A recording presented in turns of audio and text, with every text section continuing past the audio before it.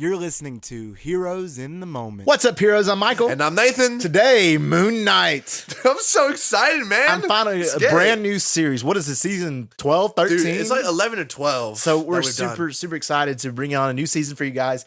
And episode 1 of 6. And we're super excited to get into it. So initial thoughts. Nathan, hit us with your initial thoughts for that first episode. Dude, I'm still kind of in awe of what I just watched. Right. It was... Oh, and for reference, we just watched it. Yeah, we just watched it. Like, we record like 30 minutes after we watch it together. So, oh my gosh. First of all, like, shout out Oscar Isaac. Shout out. Major shout out. That Incredible. was one of like the coolest performances I've seen. It was an amazing. The whole range of emotion he showed the entire episode, crazy. Different accents, crazy. But let me just say, I think this might be the best like first episode we've seen. I think so. From a Disney Plus I think show. so. I mean, arguably Loki had a great first episode, but at the same time, this one was just more. It brought back that WandaVision feel. Yeah, you know? like just shrouded in suspense and mystery. It doesn't like force feed you. Say like with Hawkeye and Falcon Winter Soldier, right? Like you just got all the information, exactly, right? Exactly. But this didn't. Yeah, I agree. I mean, when I was right after the episode, that I was in awe too. I was like, man, this was good. I love the bringing back the mystery, you know, and I love it. The fact that we're able to come back in here on this podcast and be able to think and break down and be like, what's going to happen next? We haven't got that since WandaVision, or maybe a little bit Loki, but even now, like, I love the mystery, and, you know, we're still got this mystery about how did this happen? How will it happen, and what we get. And I love that. And it was a great first episode. I will say the first half of the episode, it was a little bit like, I was a little bit worried. Like a little slow, a little worried. I thought it was good in the sense of like, you know, every show has to have a start. So it's got to have that. So that's my argument for that too, a little bit there. But it was a little bit slow. But then it brought me back, of course, there in the middle. And with the whole action sequence in the Alps was super duper dope. Yeah. And it was a great first episode. I'm excited to see what's next. So see, I'd say in contrast, I really enjoyed like the beginning part, right? Because it starts with the villain, right? Ethan Hawke, who freaking killed it. The very beginning, amazing. Like I said, starts with the villain. Perfect. Yeah. But the entire time with just seeing Oscar Isaac as Stephen Grant, you just know that like just something's wrong. Right. And I think they do a good job because like they just kind of hold it there for a second. Yeah. And they just like they let you sit on it, dwell on it, and then just kind of move it up until you're like, dang, what's happening? It definitely had that eerie feel. I didn't feel bored at any part in this episode. Right. I was never bored. There was just a point where I was like, what's gonna happen? You know, I was just like, what's gonna happen? Which is a good thing. And it did definitely did pick up. And to start off with just the beginning, real quick, the first, like, I don't know, was it like 30 seconds, a minute of the episode? Wow. Like right off the bat, I was like, Marvel, man, you're dark. You're going dark. It immediately set the tone. It did for the show, which I appreciate. And it was like Kevin Feige was right in saying this was the darkest thing that they have done in a long time. Yeah, Homer just breaks the glass, puts it in his shoes, and just walks. You can hear it. Walks on it, dude. Ooh, man, I was cringing the whole time. I was like, oh man, I couldn't even watch it. That was a super dope scene because it showed just truly how dedicated Ethan Hawke's character is, you know, to his ideals. Right.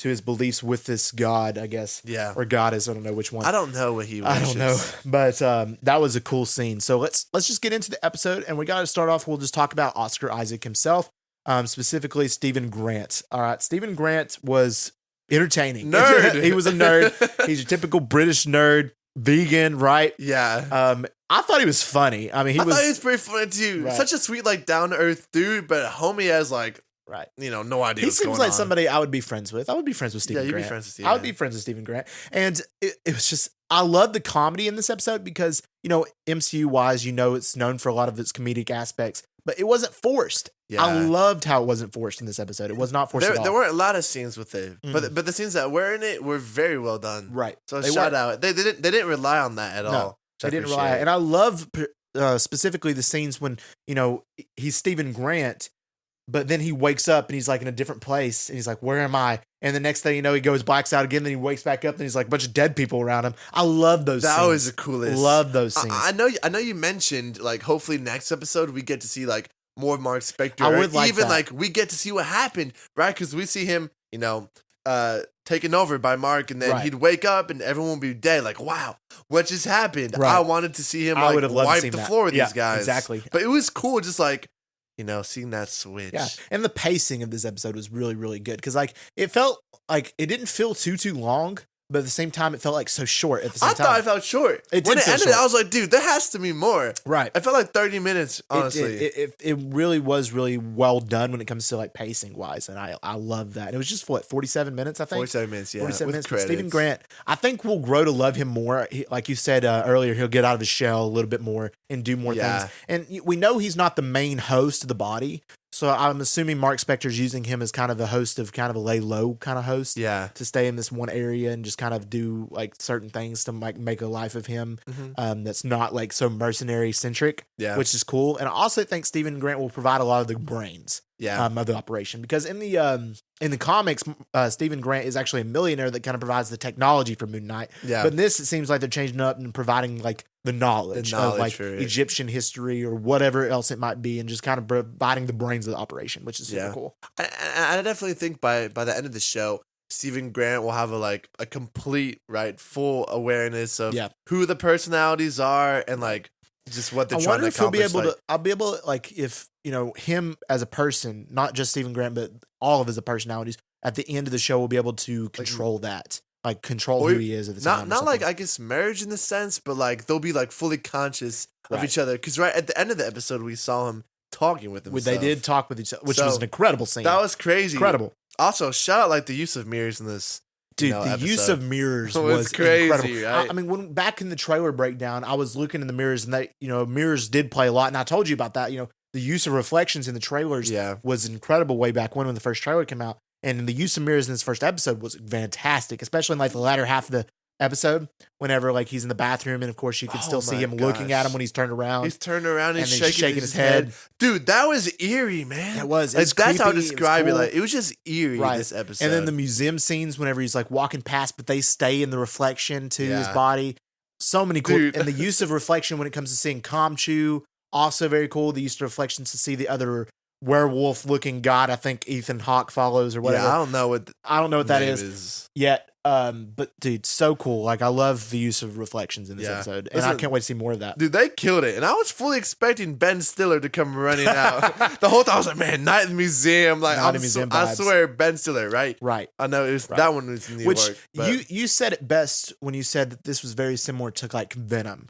That it did give very Venom vibes. Yeah, in the sense that, like, you know, there's a different voice, like, tone of what to do. But I think the voice was Kamchu. It wasn't any of his personalities. It was Kamchu, but it was still very Venom-like. It just seemed weird that an Egyptian god like Kamchu would be using just kind of English slang, like, you dummy, you idiot, come this way. Like, I kind of expected it to be like, it was comedic. Come forth, right? Or, you know, I don't know, right? Something like that. I know, but maybe like, you know, being with them for however long, we don't know yet. But I think that was pretty. I liked dope. it though. I liked it. I really liked how they portrayed it. So Stephen Grant, shout out to him because I feel terrible for him too, man. I know, because he just wants to live life, man. Like, he just wants to be a tour guide. He's just trying to work, and he's always waking up in different spaces. He's always tired. He's interacting with like women and other people as different people, and then it's screwing him over. Like, I feel bad. Yo, shout out the boy. I'm sorry, my guy. I feel so bad. I mean, because his whole purpose, he really just wants to be a tour guide in the museum instead of a flipping gift shop. Dude, person. His boss is so mean to him. To be fair though, to a little bit, you know, being a little bit nice to the boss to see a little bit of good is, you know, at least she didn't fire him, because she could have fired him easily for the stuff that he's done. Yeah. But at least she's kept him on. I mean, she's a jerk. She's a jerk, but at the same time, at least he's like, you know, nice to her. The 2 days were weekend though. So were they weekend? They were weekend, so it wasn't as big of a deal. Oh.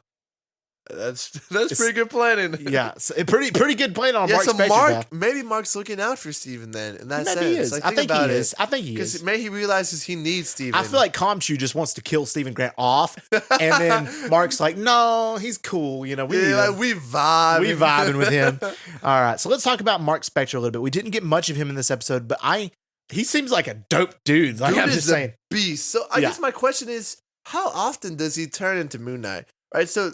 Surely he didn't turn into Moon Knight like on the whole like probably car not. Scenes. I don't know, because we still don't know the whole backstory and what they're going for in this show about Moon Knight and how he became Moon Knight. And that's, like I said, I want an episode that dives deep into that. That's why I was saying I kind of wish episode 2 would be like from Mark Spector's perspective and kind of go back and show how he became Moon Knight. Yeah. And then it goes back and shows the scenes. Yeah. I think we might get that, but not maybe in 2. we'll see what happens. I would love to see that eventually, like go back in time and see how he becomes Moon Knight in like the Egyptian tombs. Yeah, it definitely threw me off guard seeing him become Moon Knight at the end, right? Because we haven't seen his backstory first. Right. So seeing him become, I was like, whoa. I forgot. Oh, duh. He's already, becoming back in Egypt. Right. So that threw me off guard. But I would love to see, that, like you said, seeing his backstory. I hope we do get that. In one episode, though. Don't stretch it out, Disney. No, I think it'll be an episode, like an episode backstory, which would be great episode. So I hope we get that. I don't know yet, though. I heard rumors of like a lot of Egyptian stuff goes on in episode 4. So I'm wondering if that may be a background story or something. That'd be a long time to push off the background. It would be story, a long time, but who knows? They could do it really, really well and just like be like, okay, this is what happens, and it could just be like a scene or something. I don't know. We'll see. But Mark Spector seems super dope, and I really want to see more of him. Hopefully, we will. Beast, dude. Hopefully, we'll get him. Do not mess with him, right? Especially the scene where like he wakes back up. The scarab's in his hand, bloody. Right. And you see about like 7 people in a circle, and they all have like blood coming out of their brains. Like he just beat the crap out of them. I just realized this, but every single shot from the trailer, and there may have been a couple others, but the majority of the shots at least was just episode 1. It was just of episode 1. So I'm like, ooh, what's going to happen in the next one? Even like when it hit the elevator scene, I thought that was going to be like later on the show, like a big climactic moment. Right. Like, ooh. What else you got for me, Moon Knight? What else you got for me? Right. So I'm excited to see because Moon Knight, we got to know Mark Spector is Moon Knight. He is the main host. So we got to see the most of him, right? That's what I'm thinking. I don't know, dude. Yeah. I feel like they're going to keep it 50-50. Right. Like keep it grounded with Steven, show his problems. I don't know, but see, what would it focus on though with Steven? Like what would be the main plot with Steven? Right. I think it would be him trying to find out about what's going on with Mark Spector. Him starting to investigate. We already see him do research, right? On the Egyptians. We see him find the phone later. I think he's going to like start digging more into what is this, maybe a little bit consciously and a little bit not consciously. Because I don't think Mark would tell him.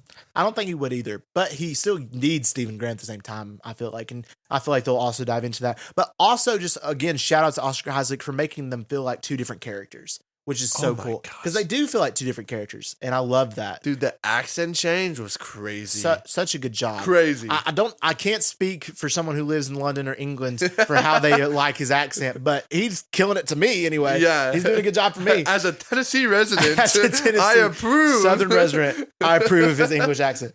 All right. Anyway, so we got to get into Ethan Hawke as Arthur Harrow. What do you think about him? I think he's super cool so far. I think he's the most intimidating villain we've seen. It's menacing in a show since.